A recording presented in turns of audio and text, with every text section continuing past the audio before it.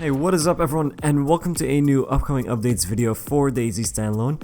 And to start off, we're going to be talking about the 0.59 experimental. Now they have put out a list of critical must fixes for this experimental update before it moves on to stable, and that includes player position desync, poor server performance, and local visual item duplication. I think what they mean by that last one is when you look in your inventory, let's say, and you have a pistol in your hands, but it's still somewhere else in your inventory as well, and it just kind of duplicates.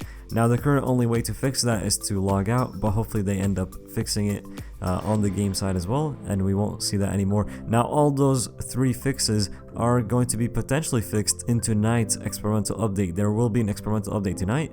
I think it's already been pushed out, update number 6, and these may be fixed in that. We'll have to get in there and see. Then moving on, they have dual core bug fixing and standing/frozen corpses. That's still a thing. If you've played 5.9 experimental, you've probably seen, tons of dead bodies standing, especially in the popular cities. That is an issue they are planning to fix before this moves on to stable.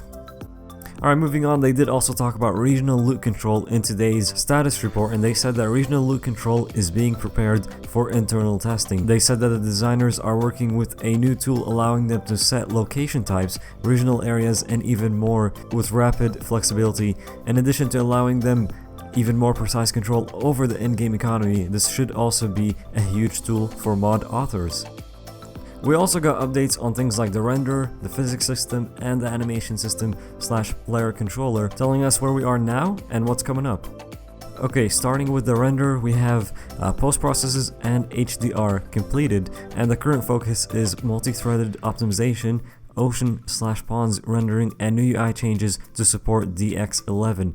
Moving to physics, what has been completed in November is helicopter support and small object interaction, which they have released a video on that I will be linking at the end of this video. The current focus is new character controller support, and next up is physical door support and manipulating bodies dead/unconscious. Not sure what they mean by that, maybe being able to move the bodies of players who are dead or unconscious. That's where I'm going with that. So moving from there, we're talking animation system / player controller. What they have completed recently is the improved handling of animation events and animation groups / sets.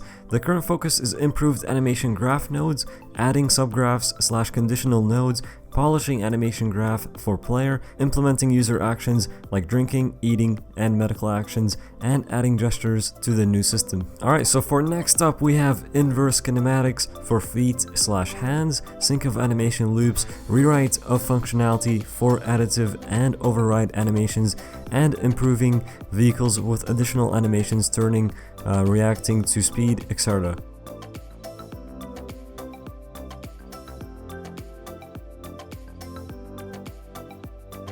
And finally, we're going to finish up with talking about the two new dev videos that were released today. So we have a new pitchfork suicide animation that was released. Link to the videos is on the screen and in the description, so you can click on that to go check it out. And then we also have vehicles and small objects interaction, which is one of the biggest things for me in this status report.